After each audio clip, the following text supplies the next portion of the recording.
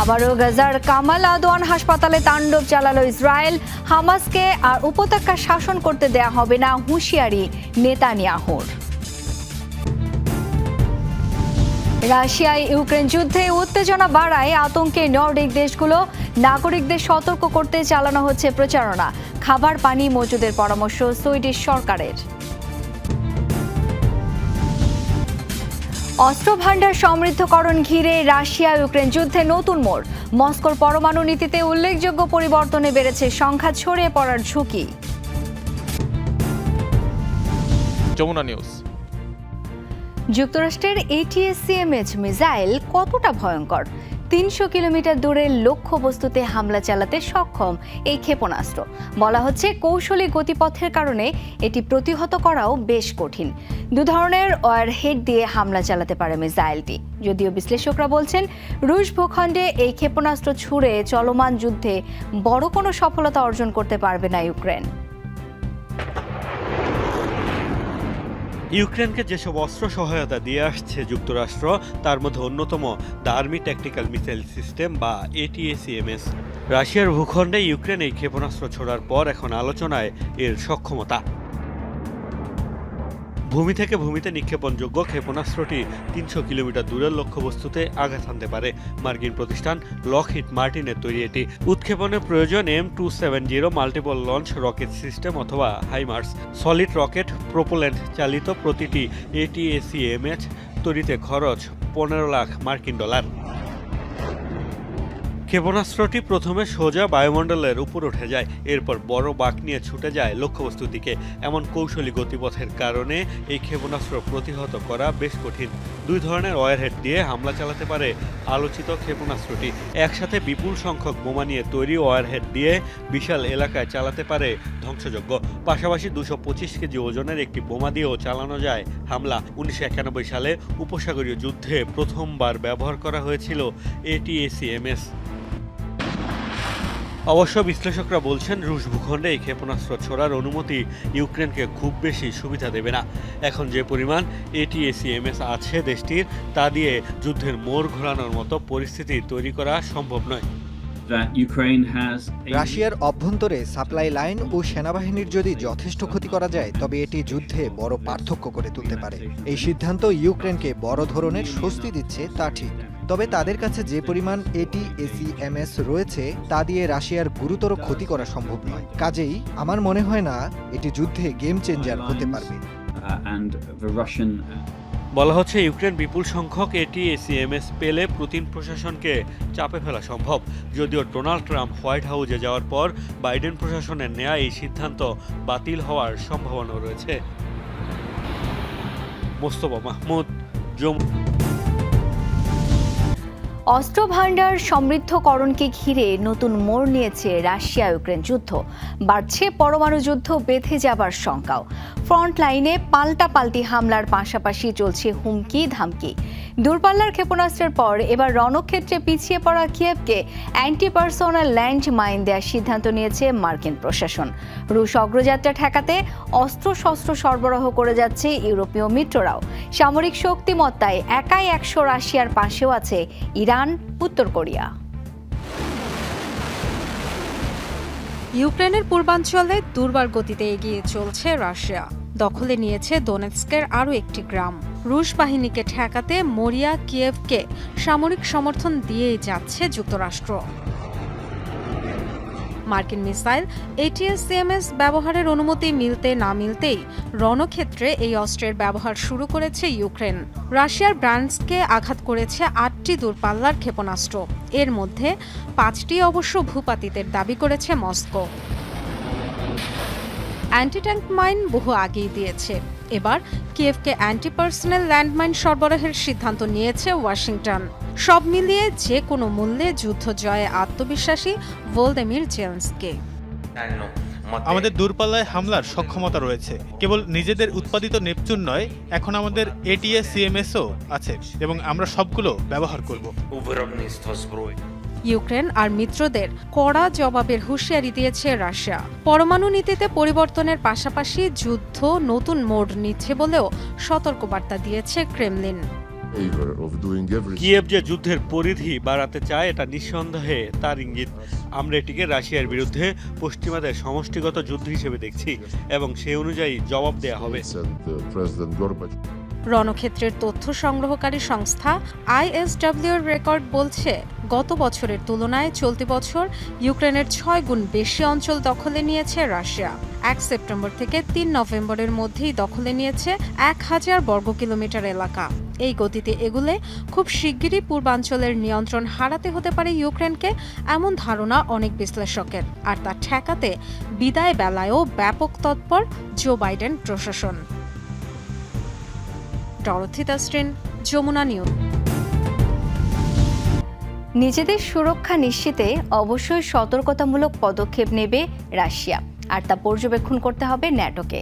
এমন মন্তব্য করেছেন তুরস্কের প্রেসিডেন্ট রিসেপ তাইয়েপ এরদোগান।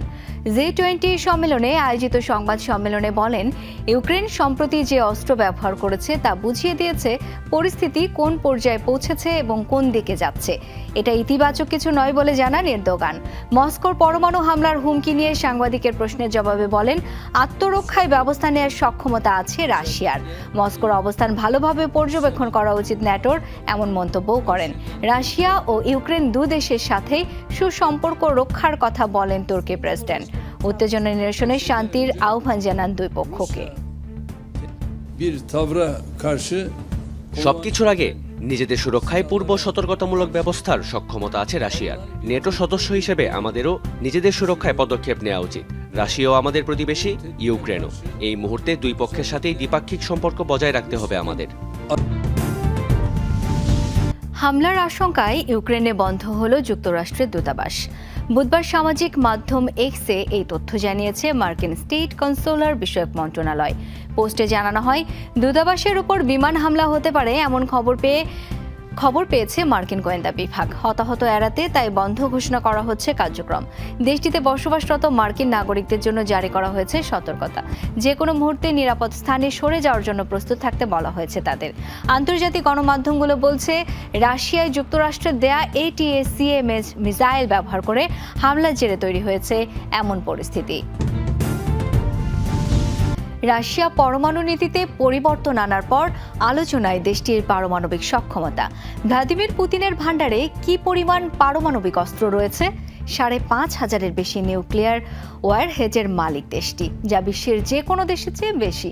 এর মধ্যে অবশ্য সবগুলো ব্যবহার উপযোগী নয়। বিশেষজ্ঞরা বলছেন, ছোট একটি পারমাণবিক অস্ত্র গোটা একটি এলাকা ধ্বংস করে দিতে সক্ষম। হিরোশিমা ও নাগাসাকিতে পারমাণবিক অস্ত্রের ভয়াবহতা দেখেছে বিশ্ব। এরপর থেকেই যে কোনো যুদ্ধে এই অস্ত্রের ব্যবহার বন্ধে একের পর এক চুক্তি হয়েছে। তবে পুরোপুরি বন্ধ করা যায়নি বিধ্বংসী মারণাস্ত্রটি ব্যবহারের ঝুঁকি। নিজেদের শক্তিমত্তা প্রদর্শনের জন্য যুক্তরাষ্ট্র, রাশিয়া, চীনের মতো পরাশক্তি দেশগুলোই ভান্ডারে মজুত রেখেছে শত শত পারমাণবিক অস্ত্র। বিশ্বের মাত্র 9টি দেশের কাছে রয়েছে পরমাণু অস্ত্র। এর বাইরে ইরানের কাছে বিধ্বংসী এই অস্ত্র থাকার অভিযোগ উঠলেও দেশটি সেটি স্বীকার করে না। আনুষ্ঠানিকভাবে পারমাণবিক অস্ত্রের হিসাব দেয় না কোনো দেশ। তবে ফেডারেশন ফর আমেরিকান সায়েন্টিস্টের দাবি, বর্তমানে 5,580 নিউক্লিয়ার ওয়ারহেডের মালিক রাশিয়া, যা যুক্তরাষ্ট্রের চেয়েও বেশি। বিশ্বের মোট পরমাণু অস্ত্রের সিংহভাগই এই দুই দেশের কাছে। রাশিয়ার ভান্ডারের সব পরমাণু অস্ত্রই অবশ্য ব্যবহার উপযোগী নয়। এর মধ্যে প্রায় 1200 ওয়ারহেডই মেয়াদ উত্তীর্ণ, আর বাকিগুলোর মধ্যে 1700 ক্ষেপণাস্ত্র ও বিভিন্ন সাবমেরিনে মোতায়েন করা হয়েছে। এগুলি মূলত সক্রিয়, বাদবাকিগুলো মজুত রয়েছে অস্ত্র গুদামে। ভূমি, সাবমেরিন কিংবা আকাশ, 3 জায়গা থেকেই নিক্ষেপযোগ্য নিউক্লিয়ার মিসাইল রয়েছে রাশিয়ার ভান্ডারে। তথ্য বলছে, মোট 13 ধরনের পারমাণবিক ক্ষেপণাস্ত্রের মালিক মস্কো। এক একটি ক্ষেপণাস্ত্র 10,000 থেকে 16,000 কিলোমিটার পর্যন্ত দূরত্ব অতিক্রম করতে সক্ষম। প্রকারভেদে একটি নিউক্লিয়ার ওয়ারহেড 1000 কিলোটন পর্যন্ত বিস্ফোরক বহন করতে পারে। একটি পারমাণবিক বোমা অন্তত 2 কিলোমিটার এলাকা পুরোপুরি ধ্বংস করতে সক্ষম। ক্ষয়ক্ষতির চিহ্ন রাখতে পারে 8 কিলোমিটার পর্যন্ত। দ্বিতীয় বিশ্বযুদ্ধে হিরোশিমা যে বোমাটি ধ্বংসযজ্ঞ চালিয়েছে তাতে বিস্ফোরক ছিল মাত্র 15 কিলোটন। মোস্তফা মাহমুদ, যমুনা নিউজ। হামাসকে আর গাজা শাসন করতে দেয়া হবে না বলে মন্তব্য করেছেন ইসরায়েলের প্রধানমন্ত্রী বেনিয়ামিন নেতানিয়াহু। মঙ্গলবার বিধ্বস্ত গাজা উপত্যকায় গিয়ে এই মন্তব্য করেন তিনি। বলেন, হামাসের সামরিক সক্ষমতা ধ্বংস করেছে তার দেশ। গাজায় বর্বরতা চালানো ইসরায়েলি সেনাদের প্রশংসাও করেন তিনি। নেতানিয়াহু বলেন, জিম্মিদের উদ্ধারে সর্বোচ্চ চেষ্টা করা হচ্ছে। পাশাপাশি জিম্মিদের তথ্য দিলে প্রত্যেক জিম্মির জন্য $5 মিলিয়ন পুরস্কার দেওয়া হবে বলেও জানান তিনি। এ সময় তার সাথে ছিলেন নতুন প্রতিরক্ষা মন্ত্রী, ইসরায়েল কাদস ও সামরিক বাহিনীর শীর্ষ কর্মকর্তারা। আমাদের কমান্ডার ও সেনারা এখানে অসাধারণ কাজ করছে। উপত্যকার সব অংশে আমাদের লক্ষ্য অর্জনের পথে তারা চমৎকার ফলাফল অর্জন করেছে। হামাস আর গাজা শাসন করবে না। আমরা তাদের সামরিক সক্ষমতাকে ধ্বংস করেছি। আমরা আমাদের জিম্মি উদ্ধারেরও চেষ্টা চালিয়ে যাচ্ছি। আমাদের এই প্রচেষ্টা অব্যাহত থাকবে। রাশিয়া ইউক্রেন যুদ্ধ পরিস্থিতির উত্তাপে আতঙ্ক ছড়িয়েছে নর্ডিক দেশগুলোয়। যুদ্ধ ছড়াতে পারে সুইডেন, ফিনল্যান্ড, নরওয়ে, ডেনমার্কেও করা হচ্ছে এমন শঙ্কা। নেওয়া হচ্ছে নানা প্রস্তুতি। জনসাধারণকে অন্তত 3 দিনের খাবার পানি মজুত করে রাখার পরামর্শ দিয়েছে রাশিয়ার সাথে দীর্ঘ 15 কিলোমিটার সীমান্তের দেশ সুইডেনের সরকার। যুদ্ধকালীন পরিস্থিতি মোকাবেলায় করণীয় প্রচার করা হচ্ছে অন্য দেশগুলোতেও। মার্কিন নির্বাচনের পর ক্রমেই উত্তপ্ত হচ্ছে রাশিয়া ইউক্রেন যুদ্ধ পরিস্থিতি। ডোনাল্ড ট্রাম্পের অভিষেকের আগেই যেন একটা দফা রফা করে ফেলতে চাইছে দুপক্ষই। এমন পরিস্থিতিতে ইউক্রেনের প্রতিবেশী নর্ডিক দেশগুলোতে ছড়িয়েছে আতঙ্ক। সম্ভাব্য যুদ্ধ পরিস্থিতি সামাল দিতে নানা পদক্ষেপ নিয়ে রাখছে দেশগুলো। সোমবার নাগরিকদের মাঝে in case of crisis or were নামের 30 পৃষ্ঠার একটি বুকলেট বিতরণ করেছে সুইডিশ সরকার। পরামর্শ দিয়েছে অন্তত 3 দিনের জন্য প্রয়োজনীয় খাবার ও পানি মজুত করে রাখার।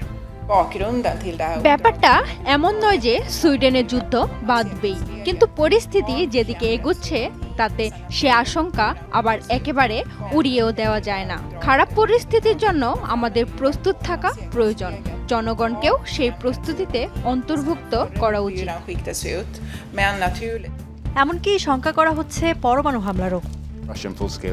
পরমাণু যুদ্ধের সংখ্যাও একেবারে উড়িয়ে দেওয়া উচিত নয়। রাশিয়া যে শুধু পারমাণবিক অস্ত্রের কথা বলে তা নয়, মাঝে মাঝে তো হুমকিও দিয়ে বসে।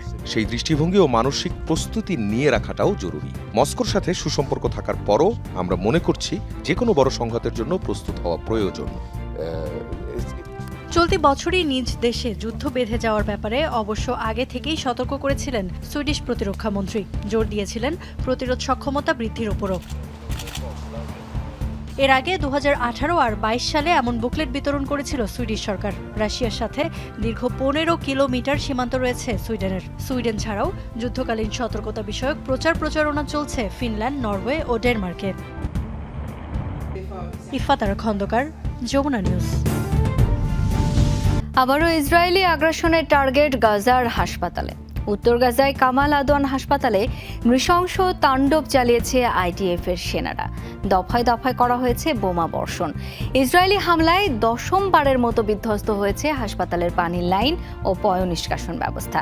হাসপাতাল কর্তৃপক্ষ বলছে, চিকিৎসা সরঞ্জাম লক্ষ্য করে চালানো হয়েছে এসব হামলা। মুমূর্ষু রোগীদের জীবন হুমকির মুখে পড়ে গেছে ইসরায়েলি বর্বরতায়।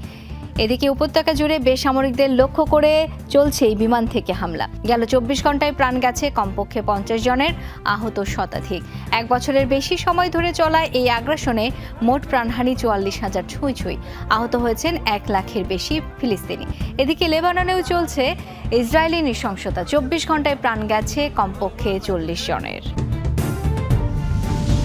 একসাথে স্পেস এক্স থেকে মহাকাশে রকেট উৎক্ষেপণ দেখলেন নবনির্বাচিত মার্কিন প্রেসিডেন্ট ডোনাল্ড ট্রাম্প ও এলন মাস্ক। মঙ্গলবার টেক্সাসের ব্রাউন্সভিলেতে স্পেস এক্সের হেডকোয়ার্টার উৎক্ষেপণ করা হয় স্টারশিপ রকেটের 6ষ্ঠ টেস্ট ফ্লাইট। 60তম প্রেসিডেন্ট নির্বাচনের শুরু থেকে ট্রাম্পের পক্ষে নির্বাচনী প্রচারণায় মাঠে ছিলেন এলন মাস্ক। খরচ করেছেন প্রায় $11,90,00,000। ভোট আদায়ে নিজেই বের করেছেন নানা কৌশল। মাস্কের স্টারশিপ উৎক্ষেপণ কার্যক্রমে ট্রাম্পের উপস্থিতি দুজনের মধ্যে গভীর সখ্যতারই ইঙ্গিত বলছেন অনেকে। ট্রাম্প প্রশাসনেও জায়গা করে নিয়েছেন টেক বিলিয়নিয়ার এলন মাস্ক। পরমাণু নীতিতে পরিবর্তন এনেছে বিশ্বের অন্যতম পরাশক্তি রাশিয়া। পরিবর্তিত নীতি অনুযায়ী এখন রুশ ভূখণ্ডে প্রচলিত অস্ত্র দিয়ে হামলা হলেও পারমাণবিক অস্ত্র ব্যবহার করতে পারবে মস্কো। এমনকি মিত্র দেশের উপর হামলাকেও বিবেচনা করা হবে রুশ সার্বভৌমত্বের উপর আঘাত হিসেবে। ইউক্রেনকে রুশ ভূখণ্ডে হামলায় দূরপাল্লার মার্কিন মিসাইল ব্যবহারের অনুমতির দুদিনের মধ্যে গুরুত্বপূর্ণ নীতি পরিবর্তন করল ক্রেমলিন। নীতির উল্লেখযোগ্য পরিবর্তন ঘটিয়ে গেল রোববার রাশিয়ার বিরুদ্ধে ইউক্রেনকে দূরপাল্লার মার্কিন ক্ষেপণাস্ত্র ব্যবহারের অনুমতি দেয় যুক্তরাষ্ট্র। ওয়াশিংটনের এমন সিদ্ধান্তের জেরে নিজেদের পরমাণু নীতিতে অবিশ্বাস্য পরিবর্তন আনল মস্কো। পরিমার্জিত এই নীতিতে থাকছে এমন কিছু শর্ত যার অধীনে পারমাণবিক অস্ত্রের ব্যবহার বিবেচনা করবে রাশিয়া। বলা হচ্ছে, পরমাণু অস্ত্র নেই এমন কোনো দেশও যদি কোনো পারমাণবিক রাষ্ট্রের সমর্থনে হামলা চালায় তবে তা যৌথ হামলা হিসেবে বিবেচনা করবে রাশিয়া। মিত্র দেশগুলোর ওপর আগ্রাসন থামাতে পারমাণবিক অস্ত্র ব্যবহারের অধিকার রয়েছে রাশিয়ার। এটি নীতিতেও উল্লেখ করা হয়েছে। পারমাণবিক রাষ্ট্রের সমর্থন নিয়ে কোনো অপারমাণবিক রাষ্ট্র রুশ ফেডারেশনে হামলা করলে তা যৌথ হামলা হিসেবেই বিবেচনা করা হবে। পরিবর্তিত নীতিতে পারমাণবিক অস্ত্র ছাড়াও প্রচলিত যে কোনো ক্ষেপণাস্ত্র কিংবা ড্রোন দিয়ে রুশ ভূখণ্ডে হামলা করলেও হামলাকারীর বিরুদ্ধে পারমাণবিক অস্ত্র ব্যবহার করতে পারবে রাশিয়া। বেলারুশ কিংবা মিত্র যে কোনো দেশের উপর হামলাকেও রাশিয়ান সার্বভৌমত্বে আঘাত হিসেবেই দেখবে মস্কো। বর্তমান পরিস্থিতির আলোকে আমাদের নীতিগুলো সামঞ্জস্যপূর্ণ রাখতে সিদ্ধান্তটি জরুরি ছিল। রাশিয়া সবসময়ই পারমাণবিক অস্ত্রকে প্রতিরোধের মাধ্যম হিসেবেই দেখে। পারমাণবিক হুমকি কমাতে এবং আন্তঃরাষ্ট্রীয় সম্পর্কের উত্তেজনা দমাতে মস্কো সর্বদাই গুরুত্বপূর্ণ ভূমিকা রেখেছে। রুশ ফেডারেশন ও তার মিত্রদের বিরুদ্ধে আগ্রাসনের প্রতিশোধ নিতেই এই সিদ্ধান্ত। শুধু তাই নয়, জোটভুক্ত কোনো দেশ যদি রাশিয়ায় হামলা করে তাহলে সেটিকে সমগ্র জোটের হামলা হিসেবেই বিবেচনা করবে পুতিন প্রশাসন। গেল সেপ্টেম্বরে পরমাণু নীতিতে পরিবর্তন আনার প্রস্তাব ওঠে রাশিয়ায়। প্রায় 2 মাস পর ইউক্রেন যুদ্ধের সহস্রতম দিনে এর অনুমোদন দিল ক্রেমলিন। অনিক রহমান। অভিবাসীদের সুরক্ষায় বিশেষ অধ্যাদেশ জারি করেছে যুক্তরাষ্ট্রের লস অ্যাঞ্জেলসের সিটি কাউন্সিল। মঙ্গলবার পাশ হয় স্যাংচুয়ারি সিটি অর্ডিন্যান্স। শহরটিতে বসবাসরত অভিবাসীদের সুরক্ষার লক্ষ্যে উত্থাপিত বিলে বেনামে ভোট দেন কাউন্সিলের সদস্যরা। এর আওতায় কেন্দ্রীয় অভিবাসন আইন প্রয়োগে লস অ্যাঞ্জেলসের সম্পদ বা কোনো কর্মীকে ব্যবহার করা যাবে না। যুক্তরাষ্ট্রের দ্বিতীয় জনবহুল শহর লস অ্যাঞ্জেলসে প্রায় 13 লাখ অভিবাসীর বসবাস। সিটি কাউন্সিলের মতে শহরের মোট জনসংখ্যার প্রায় 1/3 অভিবাসী। এদের মধ্যে কতজন বৈধ তা নিশ্চিত নয়। যুক্তরাষ্ট্রের নবনির্বাচিত প্রেসিডেন্ট ডোনাল্ড ট্রাম্পের অভিবাসীদের ফেরত পাঠানোর হুমকির জেরে অনুমোদন দেওয়া হয়েছে এই অর্ডিন্যান্স। বিভিন্ন ক্ষেত্রে ট্রাম্পের অভিবাসন নীতির বিরুদ্ধে অবস্থান নিতে পারে দেশটির 11টি অঙ্গরাজ্য।